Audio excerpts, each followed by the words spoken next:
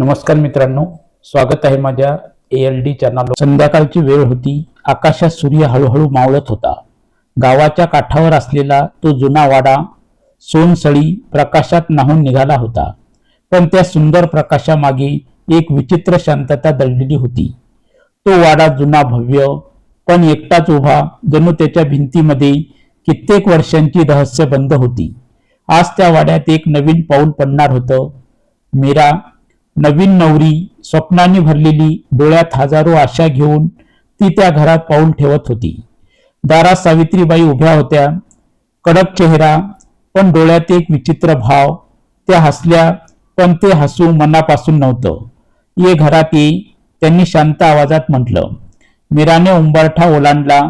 तिने घरात पाऊल टाकताच तिला एक अनोळखी थंडी जाणवली, जणू काही घराने तिचं स्वागत केलं नाही तर तिला ओळखलं। ती थोडी थांबली। काय झालं? अमोलने विचारलं।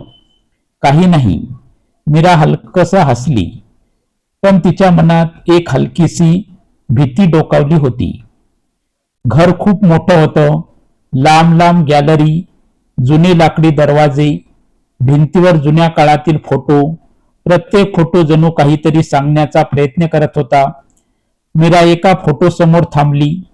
एका छोट्या मुलीचा फोटो, गोड हसू, निरागस डोळे। ही कोण? मीराने विचारलं। क्षणभर शांतता पसरली। सावित्रीबाईंनी पटकन उत्तर दिलं, कोणी नाही, जुना फोटो आहे। त्यांचा आवाज थोडा कापत होता।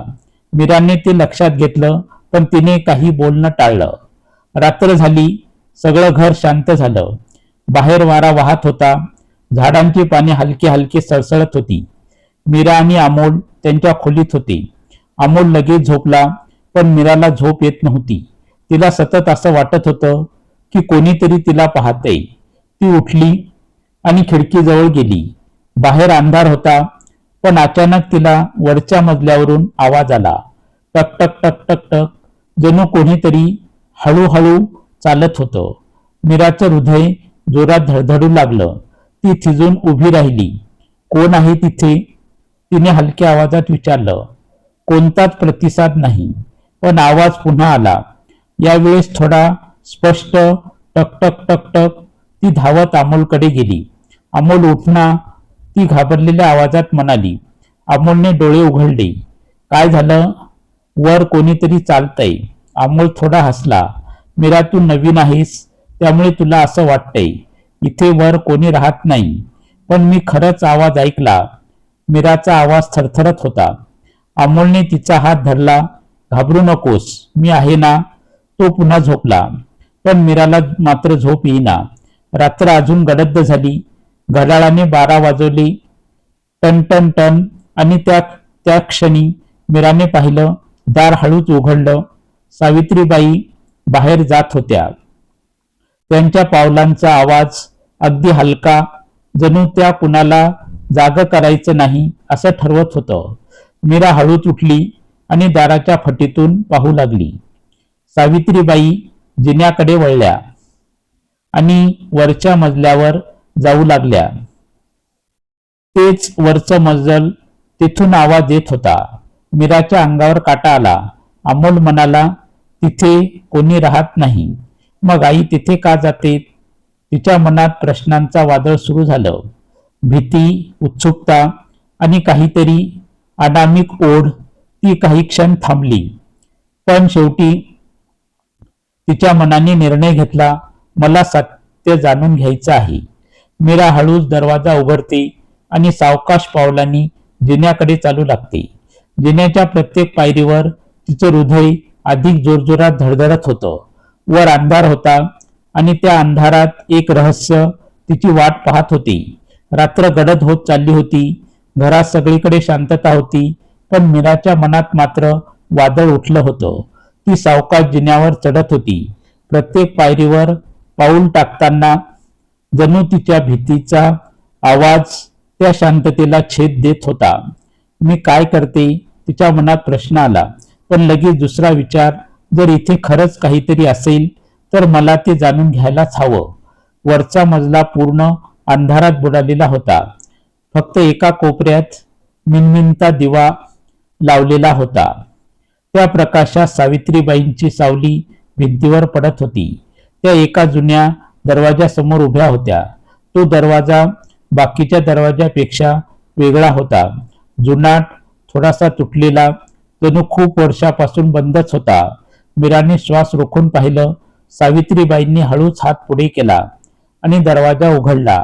कर कर कर असा आवाज आला. तो आवाज ऐकून मीराचं हृदय अक्षरशः थांबलं.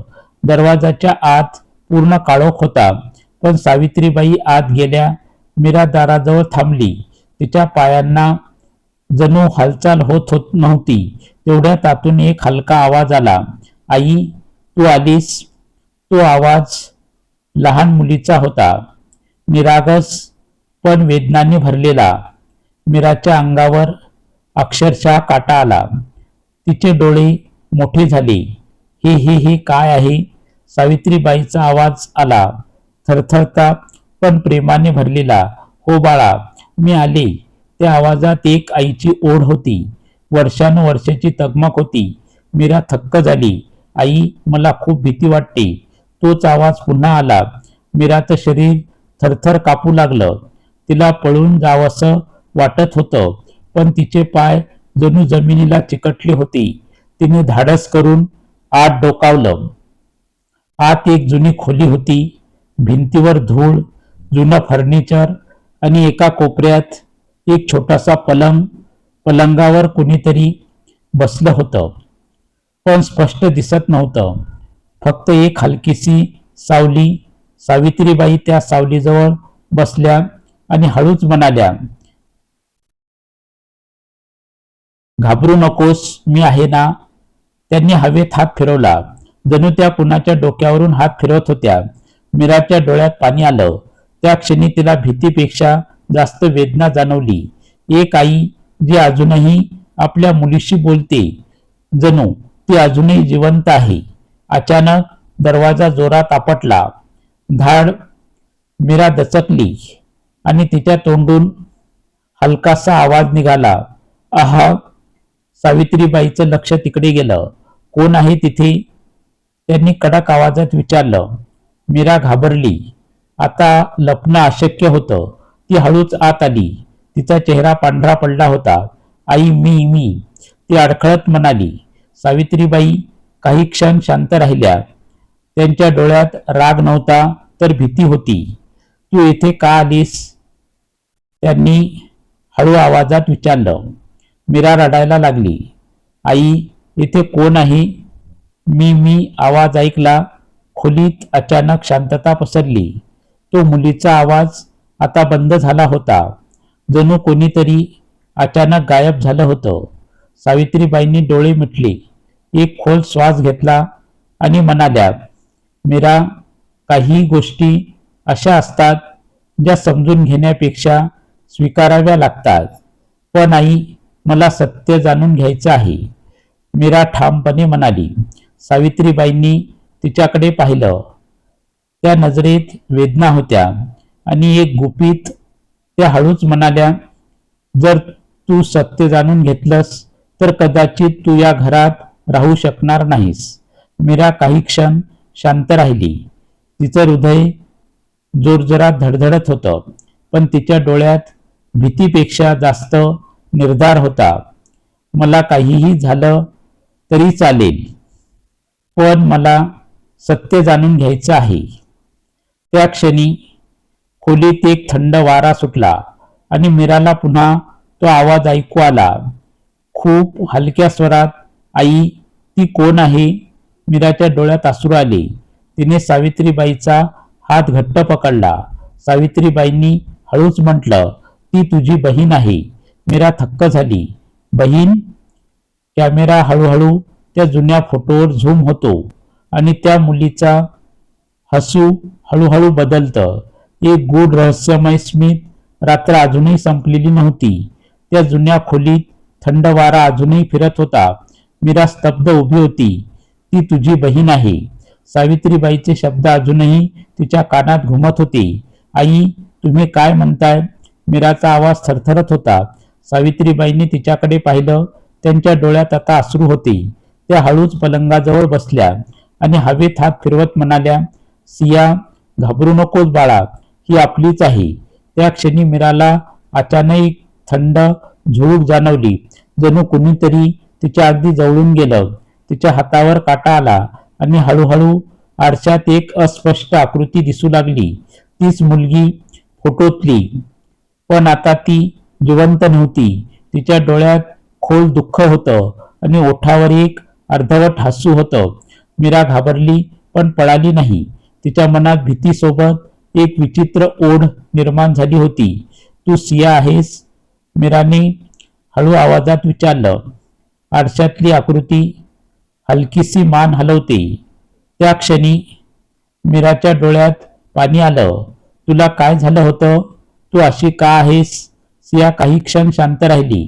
मग तिचा आवाज हळूच ऐकू आला. माझं काहीतरी अपूर्ण राहिलंय. मी अजून येथून जाऊ शकत नाही. सावित्रीबाई रडू लागल्या. मी तुला वाचवू शकले नाही बाळा, मला माफ कर.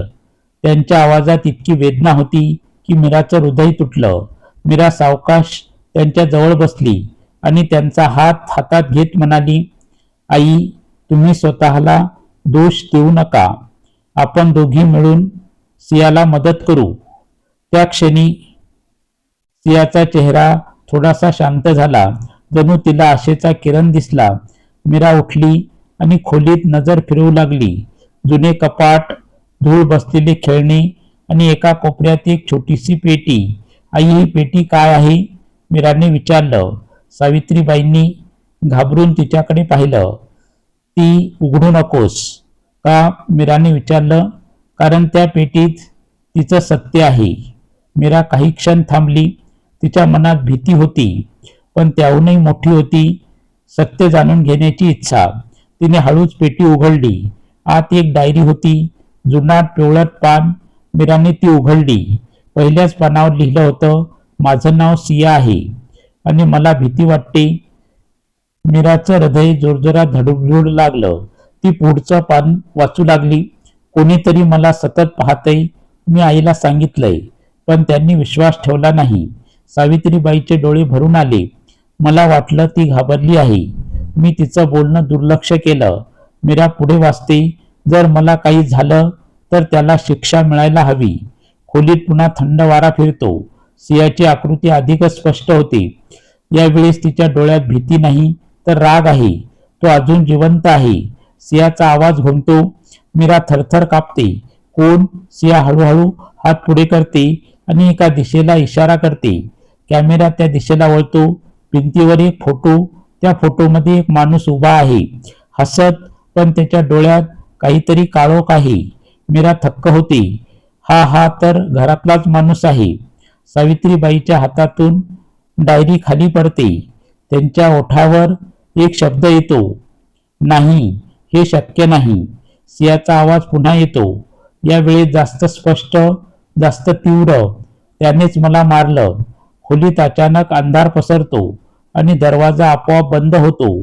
धाड. मीरा आणि सावित्रीबाई एकमेकीकडे पाहतात.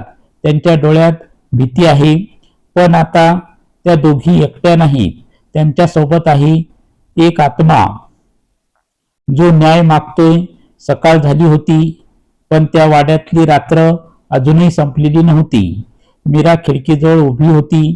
तिच्या डोळ्यात झोप नव्हती.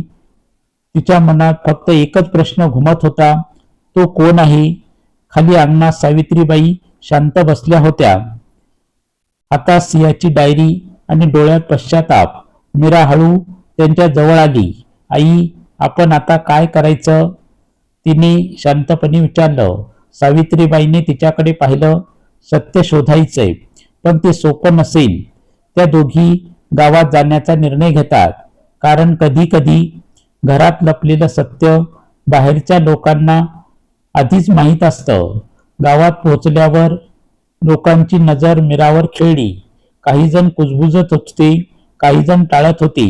जणू त्या वाड्याचं नाव घेतलं तरी लोक घाबरत होते. मीरा एका जुन्या चहाच्या टपरीजवळ थांबली. तेथे एक म्हातारी बाई बसली होती. डोळ्यात अनुभव आणि चेहऱ्यावर वर्षानुवर्षाची सावली.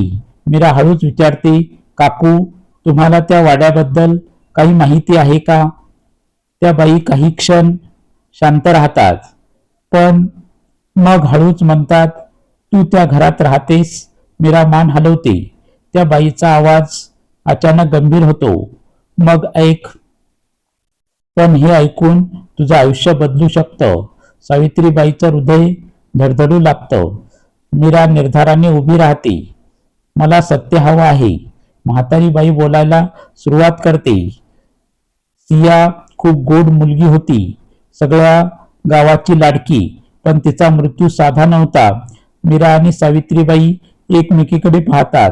त्या रात्री तिला कोणीतरी शेवटचं पाहिलं होतं. कोण? मीराचा आवाज थरथरतो. बाईचे डोळे एका दिशेला वळतात. त्या हळूच म्हणतात, तुमच्याच घरातलाच एक माणूस. सावित्रीबाईच्या हातातून पिशवी खाली पडते. नाही, हे खोटं आहे.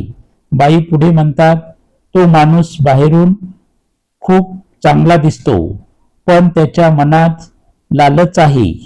आणि सियाने त्याचं खरं रूप पाहिलं होतं. मीरा सियाच्या डायरीतील शब्द आठवते. कोणीतरी मला पाहतंय. सगळं जुळायला लागलं होतं. त्या रात्री सिया ओरडली होती, पण कोणालाच तिचा आवाज ऐकू आला नाही, कारण त्या माणसाने सगळं आधीच प्लॅन केलं होतं. गावात अचानक शांतता पसरते, जणू सगळेच काहीतरी लपवत आहेत. मीरा हळूच विचारते, काकू, तुम्हाला त्याचं नाव माहीत आहे का?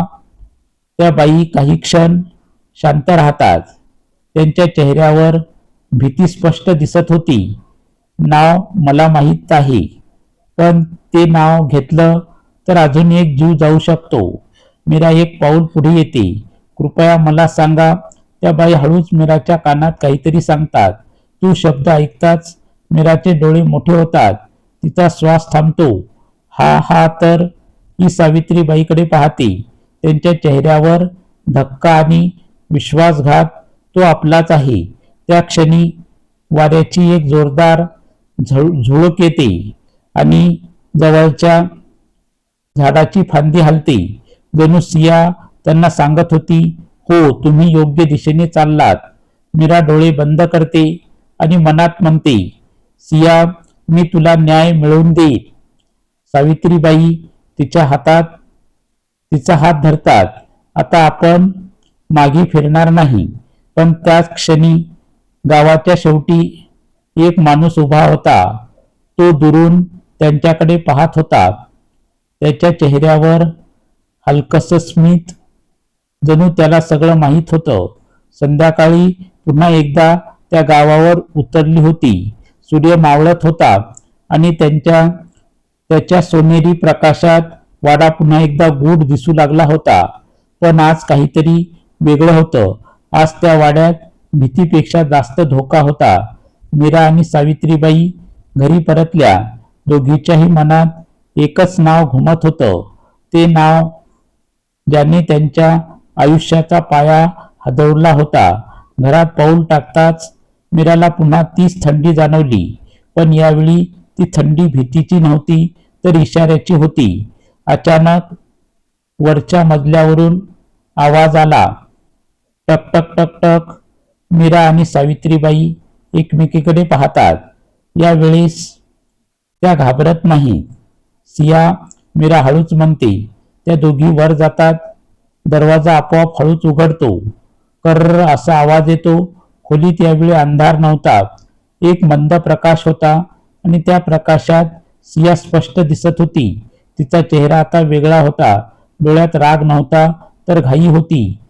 तो परत आला आहे. सियाचा आवाज थरथरला. कोण? सावित्रीबाईचा आवाज कापला.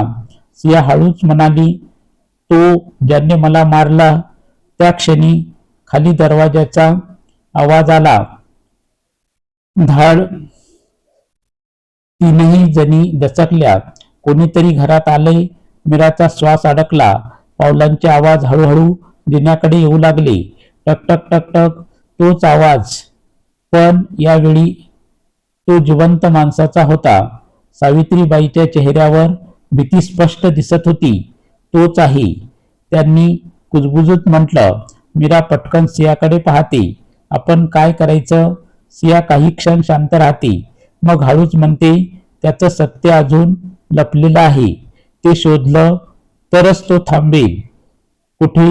मीरा घाईत विचारते. सिया हात पुढे करते आणि कपाटाकडे इशारा करते. मीरा लगेच कपाट उघडते. आज जुन्या कागदपत्राचा ढीग ती घाईघाईने शोधू लागते.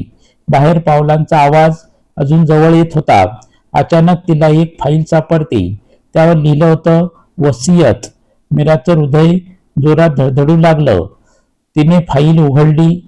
आज सगळं स्पष्ट लिहिलं होतं. घर, जमीन, संपत्ती सगळं सियाच्या नावावर होतं. आणि खाली एक नोट, जर सियाला काही झालं तर ही संपत्ती. मीराचा श्वास थांबतो. आई बघा, ती थरथरत म्हणते. सावित्रीबाई वाचतात आणि त्यांच्या डोळ्यात अश्रू येतात. तो हे सगळं मिळवण्यासाठी करत होता. तेवढ्यात दरवाजा जोरात धडधडतो, उघडतो. धाडकन एक माणूस आत येतो. त्याचा चेहरा सावलीत लपलेला, पण त्याच्या ओठावर एक धोकादायक स्मित. मीरा आणि सावित्रीबाई मागे सरकतात. तो हळूहळू पुढे येतो आणि म्हणतो, जास्त हुशारी दाखवू नका, नाहीतर सियासारखंच तुमचंही होईल. खोलीत अचानक थंड वारा सुटतो. सिया त्याच्या मागे उभी राहते. यावेळेस तिच्या डोळ्यात राग पेटलेला होता. तुझा शेवट जवळ आलाय. तिचा आवाज घुमतो. तो माणूस थांबतो. त्याच्या चेहऱ्यावर पहिल्यांदाच भीती दिसते. हे शक्य नाही. मीरा पुढे येते. तिच्या डोळ्यात आता भीती नाही तर धैर्य आहे. तुझं सत्य आता लपणार नाही, ती ठामपणे म्हणते. त्या क्षणी खिडकी जोरात उघडते. वारा सुटतो. कागद उडू लागतात आणि त्या वाऱ्यात सियाचा आवाज घुमतो. न्याय. खोलीचा वारा अजूनही जोरात फिरत होता. कागद हवेत उडत होते आणि त्या सगळ्या गोंधळात 3 नजर एकमेकावर खेळल्या होत्या. मीरा, सावित्रीबाई आणि तो माणूस. तो काही क्षण शांत उभा राहिला, मग अचानक हसला. एक थंड निर्दय हसू. तुम्हाला वाटतं तुम्ही मला पकडू शकता? सावित्रीबाईच्या डोळ्यात अश्रू होते. का केलंस असं? त्यांनी थरथरत विचारलं. तो पुढे आला आणि शांतपणे म्हणाला, कारण मला सगळं हवं होतं. ही जमीन, हा वाडा, ही संपत्ती. आणि त्यासाठी तू सियाला मारलंस. तो काही क्षण शांत राहिला, मग हळू आवाजात म्हणाला, ती माझ्या आड आली होती. तिने मला पाहिलं होतं. त्या क्षणी खोलीत पुन्हा थंड वारा सुटतो. सिया त्यांच्या समोर उभी राहते. हो, मी पाहिलं होतं. तिचा आवाज घुमतो. तो माणूस दचकतो. तिच्या चेहऱ्यावर भीती स्पष्ट दिसते. तू तू तू इथे कशी? सिया हळू त्याच्या जवळ येते. तिच्या डोळ्यात आता वेदना नाही तर न्यायाची आग आहे. मी कधीच गेली नव्हते. मीरा पुढे येते. तिच्या हातात ती वसियत असते. तुझं सगळं सत्य इथे आहे, ती ठामपणे म्हणते. तो माणूस घाबरतो. तो फाईल हिसकवण्याचा प्रयत्न करतो, पण अचानक त्याचा हात थांबतो. जणू कुणीतरी त्याला पकडलं आहे. सिया, तिने त्याचा हात घट्ट पकडलेला असतो. आता नाही, ती हळू पण तीव्र आवाजात म्हणते. तो वेदनेने ओरडतो. आहा, मला सोड. सावित्रीबाई रडत होत्या. माझ्या मुलीला का मारलं? तो तडफडत म्हणतो. माझ्याकडे पर्याय नव्हता. मी सगळं गमावलं असतं. मीरा रागाने म्हणते. म्हणून एका निष्पाप मुलीचा जीव घेतलास? खोलीत अचानक शांतता पसरते. त्या शांततेत सावित्रीबाई पुढे येतात. त्यांच्या डोळ्यात आता अश्रू नाहीत, तर एक आईचा न्याय आहे. आज मी तुला माफ करणार नाही. त्या मीराकडे पाहतात. पोलिसांना फोन कर. मीरा लगेच फोन काढते. हात थरथरत होते, पण तिच्या मनात निर्धार होता. तो माणूस सुटण्याचा प्रयत्न करतोय, पण सियाकडे पकड अजूनही घट्ट होते. तू कुठेही जाऊ शकत नाहीस, सिया म्हणते. बाहेर पोलिसाच्या सायरनचा आवाज ऐकू येऊ लागतो. तो माणूस घाबरतो. त्याचा चेहरा पूर्ण बदलतो. मला वाचवा, मी सगळं सांगतो. मीरा आणि सावित्रीबाई एकमेकीकडे पाहतात. सत्य आता पूर्णपणे बाहेर येणार होतं. सिया हळूहळू मागे सरकते. तिच्या चेहऱ्यावर शांतता येऊ लागते. ती मीराकडे पाहते आणि हलकसं हसते. धन्यवाद. मीराच्या डोळ्यात पाणी येतं. त्या क्षणी खोलीत वारा थांबतो, प्रकाश वाढतो. जणू त्या घरातून एक मोठं ओझं हलकं झालं होतं. त्या जुन्या वाड्यात पहिल्यांदाच भीती नव्हती, तर सत्याचा प्रकाश पसरत होता. तो माणूस आता पूर्णपणे तुटला होता. त्याच्या चेहऱ्यावरची अहंकाराची छटा नाहीशी झाली होती. तो गुडघ्यावर बसला. मला माफ करा, मी चूक केली. सावित्रीबाई त्याच्याकडे पाहत उभ्या होत्या. त्यांच्या डोळ्यात वेदना होती, पण आता त्या कमजोर नव्हत्या. माफी, त्या शांत पण ठाम आवाजात म्हणाल्या. माझ्या मुलीचा जीव घेऊन तू माफी मागतोयस? तो रडत राहिला, पण आता कोणालाही त्याच्यावर दया येत नव्हती. तेवढ्यात पोलीस आत आले. त्याला अटक करण्यात आली. त्याचे हात बेड्यांनी बांधले गेले. तो जाताना एकदा मागे वळून पाहतो, पण यावेळी त्याच्या नजरेत भीती होती. दरवाजा बंद झाला. धाड आणि त्या आवाजासोबत जणू त्या घरातलं एक काळं प्रकरण संपलं. खोलीत आता पूर्ण शांतता होती. सावित्रीबाई हळूहळू खाली बसल्या. त्यांच्या डोळ्यातून अश्रू वाहत होते. सिया, त्यांनी हळूच हाक मारली. तेवढ्यात एक हलकीशी थंड झुळूक आली. मीरा वर पाहते आणि सिया तिथे उभी होती, पण यावेळी ती वेगळी दिसत होती.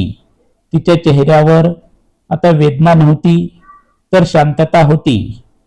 ती हळूहळू सावित्रीबाईच्या जवळ आली. आई. सावित्रीबाईचे हात थरथरत कापत होते. त्यांनी हवेत हात पुढे केला, जणू त्या तिला स्पर्श करू पाहत होत्या. मला माफ कर बाळा. सिया हलकसं हसली.